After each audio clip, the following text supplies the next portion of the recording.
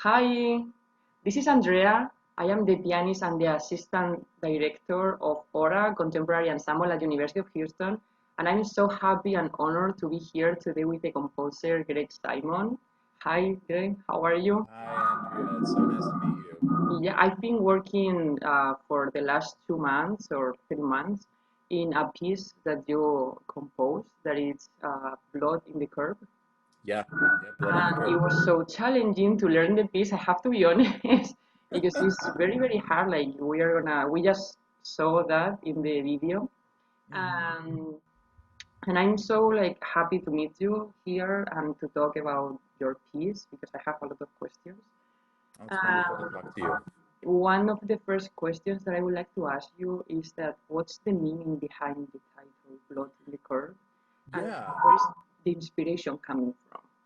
So, Blood on the Curb, I started working on in 2010. It's a 10-year-old piece right now. And yeah, when you get to my age and you start thinking about the fact that you have 10-year-old pieces, it's very weird to think about. But at the time, I was thinking very critically because of other interests that I have. I was thinking very critically about the role that violence plays in American media.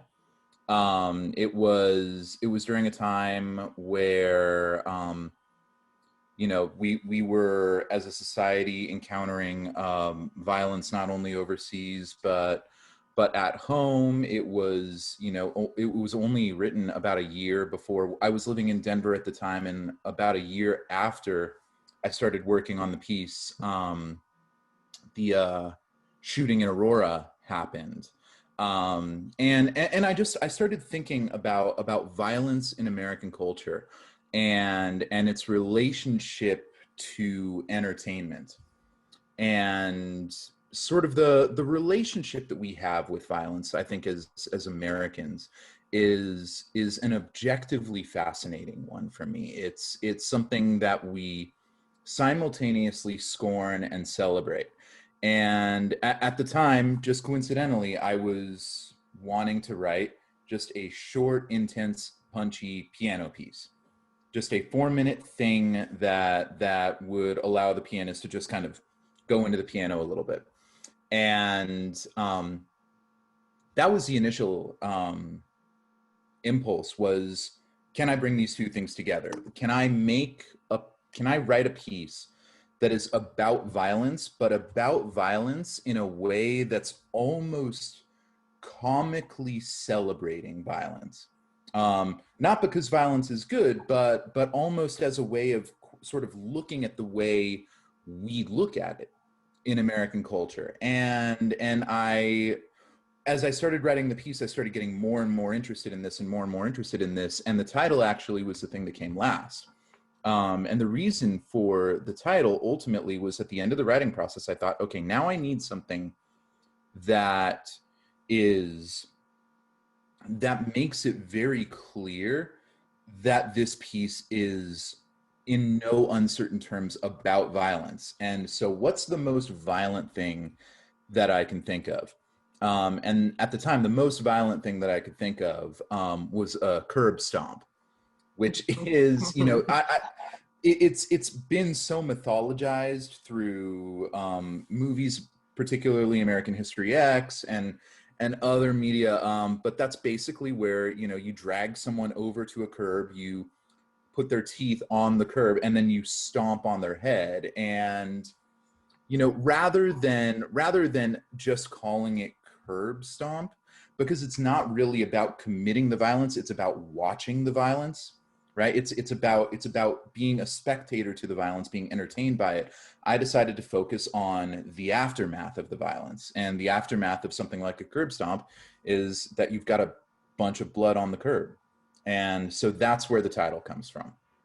That's very interesting because when I started working on the piece, like the first thing that I did was like, like read through the whole piece, see how is Mm-hmm. the structure, how like the patterns are like going, or how can I prepare like the whole thing in order to play like very passionate and very intense. And then after that, like I was spending like a couple of days just working on that.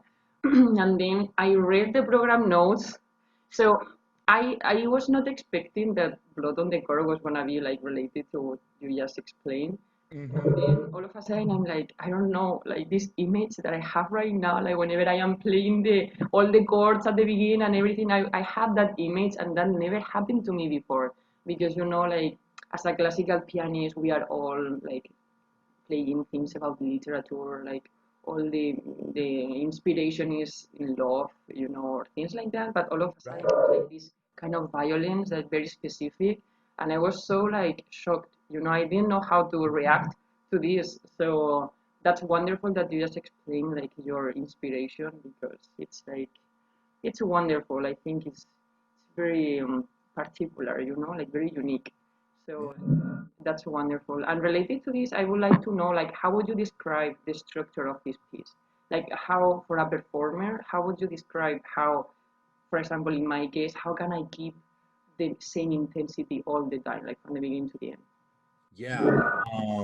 I mean, that's a challenging prospect, right? Because it is a piece, and when I've worked with performers, I'm not a pianist, and so whenever someone tells me that they're going to play this piece, my first thought is like, oh no, like because they're going to find something in it that is extremely unidiomatic for the pianist, and I actually thankfully have not had that experience too much where pianists will look at me and just be like, I can't play this. You know, um, what does happen is they tell me like I get to the 2/3 mark and my hands are burning and the piano's out of tune and what can we do about this? I've been reading a lot about Ben Folds, who's one of my favorite musicians. And at the time I was writing Blood on the Curb, you might be able to hear this. I was also listening to a lot of Elton John. Um, and what these two have in common is they're both pianists, but their approach to the piano is almost by design really rough on the instrument. Like they're doing damage to the piano or to even their hands every time they sit down on it. And I think the idea that I always saw in the piece was you start in a headspace where you're feeling very violent. You start in the headspace where where you've got this sort of violent energy, but by the end the perception is that that violence has grown so big that now you're physically doing damage to the piano. And that's kind of where we're headed with all this, right? You start with this sort of heavy metal sort of da da da ba ba bum that makes the intentions of the piece very clear, but ultimately the first 2/3 of the piece maybe are all about the single line, Mhm. right? They're all about this sort of snake-like melodies that are running through everything, and then slowly that gets replaced by just these big sort of full hand pounds on the piano until the end everything is just going into the piano. So I almost think of this as you could even think of it as a narrative about curb stomping the instrument if you wanted, right? About slowly performing greater magnitudes of violence on the instrument itself. um I don't know whether that helps a pianist or not to know that. I do think just from a performance practice aesthetic, I would say that the real important stuff is at the end, and the thing that I always dream of in a performance of this piece is for that, like when you're just going into it at the very end of the piece, for the energy of that to not be compromised, and anything you need to leave enough in the tank earlier in the piece to make that happen is fine with me. Does that kind of answer your question? Yeah, it kind of does, but Mm-hmm. yeah, and I have another Mm-hmm. question, and it's like as you described, we have like the beginning that it's very like you're like punching the keyboard and everything, but then we have a slow section in the middle part. So Yeah. what does that slow section mean for you? Like, because in all of this process of this Mm-hmm. violent action, like there is Yeah. not a slow, like moment, or I don't know. I am kind of like thinking that it's like the moment when the person is like already like done, you know. Right. So I Right. don't know. I'm sorry, like. Yeah, yeah, yeah, yeah, yeah. But then why all of a sudden after this middle section, like again we have these chords and like the majestic part and Mhm. everything that happens after this middle section. So what does this middle section mean for you? Yeah, it's an excellent question. I think there's an instruction in the score. There's just a little character marking that I said that I think it's been a while, but I think it just says get down and stay down. Uh-huh. And ultimately, again, this piece, I don't think of it as being a piece about being a perpetrator of violence. I think of this piece as being about being a spectator of violence, right? Uh-huh. For in all of the sort of emotions that can bring to the front, including not only being kind of horrified, but in a certain environment being gleeful, being really excited, being like a member of the crowd at the Coliseum or something like that. But within that spectrum, there's also just intense crippling fear that you can feel. And I think for me, that middle section is for just that briefest moment, um about it's trying to embody that, right? It's trying to embody that just feeling of dread that someone might imagine while they're watching this, like, oh my God, I hope they don't notice me because I could be next, right? It's a very introverted moment, but it's a moment that's just almost got tunnel vision, just is laser focused on that act of violence that this piece surrounds. Does that kind of answer your question? Yeah. Like the get down and stay down, I think what I was envisioning was someone trying to hide, and someone being hyper vigilant and hyper aware, and their adrenaline is pumping, but all they're trying to do is make themselves go unnoticed in that moment. Wow, that's very descriptive. It's very nice. Okay, thank you so much. Okay, another question that I have regarding like the how the piece is composed is that I've seen that you're a jazz musician. I am. A lot of patterns that I could find in this piece were related to jazz somehow, Mhm. like the harmonies and everything. So how is this jazz world fit into this piece? It's an excellent question. I think the way my jazz improvisation informs my work, because I'm still a very active improviser. I'm a trumpet player, and I do a great deal of performing these days. The way that work informs my composition is kind of in an abstruse way, where it's really about how it informs my creative process and how ideas relate to one another. So I listened back to this piece, and I think of it as a piece that to my ear sounds very improvisatory, right? It sounds very improvisatory. It sounds as if the pianist is making ideas up as they go along, getting obsessed with a single tetrachord, and then just, okay, I want to kind of see where this goes, I want to follow it, and then when they get bored of that, moving on to another idea. I mean, formally, that's, I think, how I most perceive my jazz musicianship in my classical composition.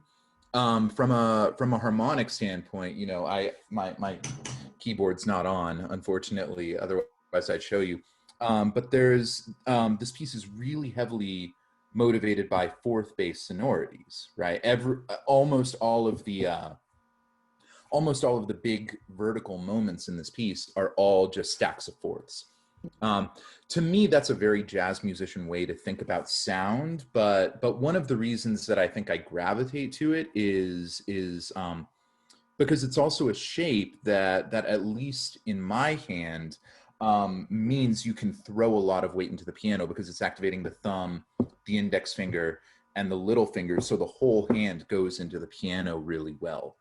But that's definitely a way of thinking about the organization of notes that comes from my jazz background, because we're very, very often in jazz, we're thinking about arranging harmonies in fourths, whether they're triadic or not. Yeah, that was super interesting because whenever I was practicing this piece, I could see that, like, yeah, what you just said, that my hand was fitting so well and I could like move super fast from one position to the other, and it was very pleasant. So for a moment, I thought that you were a pianist.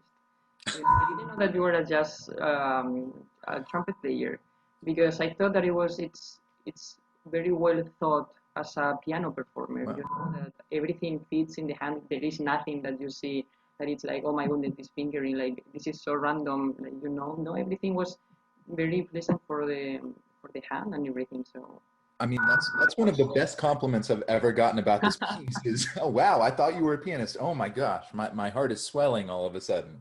no, but it was so nice. So thank you so much, like for making this like approachable to the pianist. So it was very nice. Okay, and one of my last questions is that what is your aesthetic as a composer, like in general terms, and how does this piece um, relates to your whole catalog? Like, is there like a relationship between this piece and other pieces that you have or that you have composed, Mm-hmm. or it's something completely like unique and then Mm-hmm.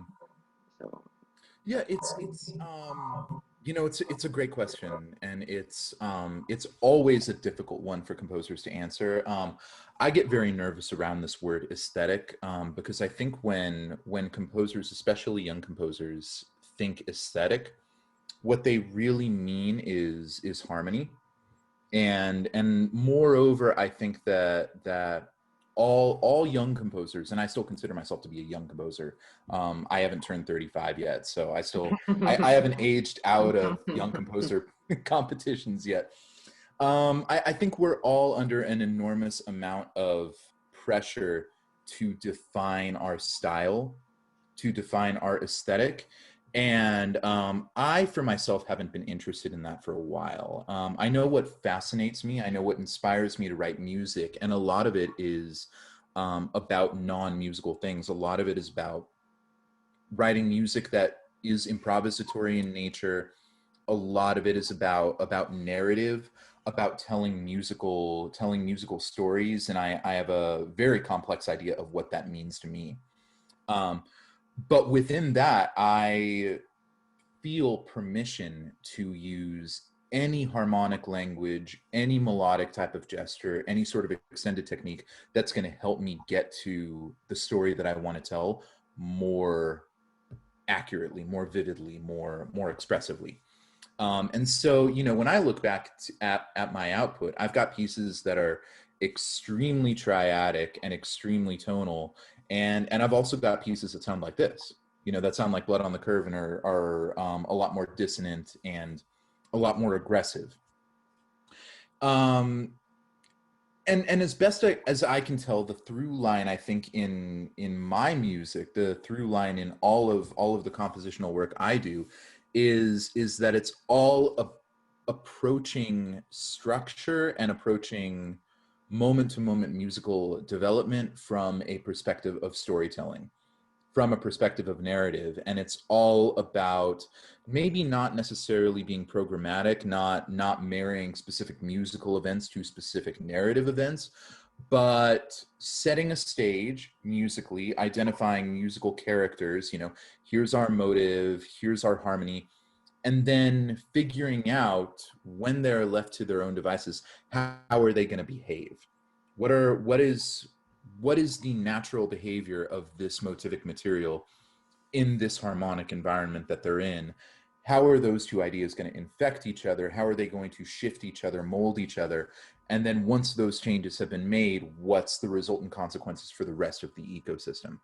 That's almost always how I think about the task of composition, which is, as we were talking about, not that far away, I think, from how I think about music when I'm improvising. Because especially in jazz, you are trained to listen, process what you're hearing, and then use that as a factor in what you perform.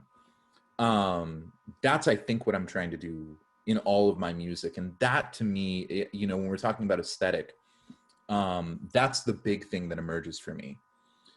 Beyond that, you know, my big musical influences, I think, come from everywhere. Obviously, I owe a great debt of gratitude to jazz and how it's shaped the way I think about music. But I also Chilean Nueva Canción is very important for me, as is Balinese gamelan music, as is funk, Motown, styles that I cut my teeth playing after grad school when I was doing a lot of freelance work as a trumpet player.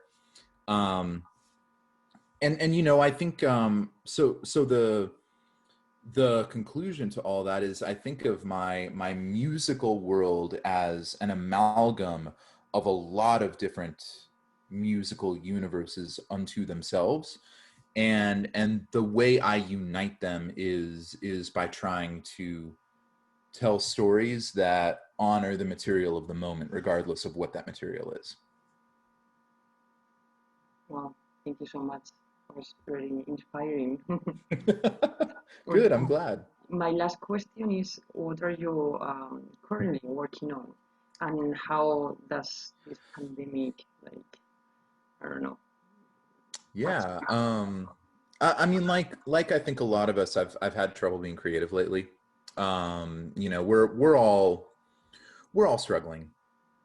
And I think not only is it okay to acknowledge that, but it's important to acknowledge that. It's important to acknowledge that you know, we are as artists vulnerable creatures, and vulnerable creatures sometimes need to take breaks, and they need to focus on self-care, and they need to do things other than completely efface themselves in the name of the work they're doing. So I haven't been as productive the last couple months as I think I otherwise would be. That being said, I think the big project that I'm working towards is I have for a while now wanted to record an album of new music for jazz musicians that involves electronics. So I've been using this time to learn a lot more about Ableton Live, and to just barely, I'm not much of a Max MSP guy, but kind of just really around the edges, understand how that works. And the next big thing that I'm excited to work on is a bunch of long form compositions for jazz musicians that integrate Ableton and Max into them, and use them to kind of expand what an ensemble of eight jazz musicians, like a rhythm section and a horn section, are capable of. So I'm hoping that when all is said and done, I can finish and debut the first couple pieces of that by the end of the spring, and then hopefully in 2022, that's when I'm hoping for the album to actually be released. I'm so happy like to hear this, because I know that right now, like, electronic music, it's so relevant, and Mm-hmm. I would be happy to hear like your album. Like, thank you so much for doing this interview with me today. It was a pleasure. Like, I didn't know your work before working on Blood in the Curve, and now I'm like this piece is gonna be part of my repertoire. So I'm gonna start performing it like to public, you know. So and I'm so happy to be like connected with you and your music, and to be able to follow your steps. So Oh, I'm so happy. Thank you so much for being so open, like, for all your ideas. It was a wonderful moment that we spent together, and thank you so much. likewise, Andrea. Thank you so much for taking on my piece. It means a lot to me, and it's so great to talk to you. Bye. Have a wonderful day. You too.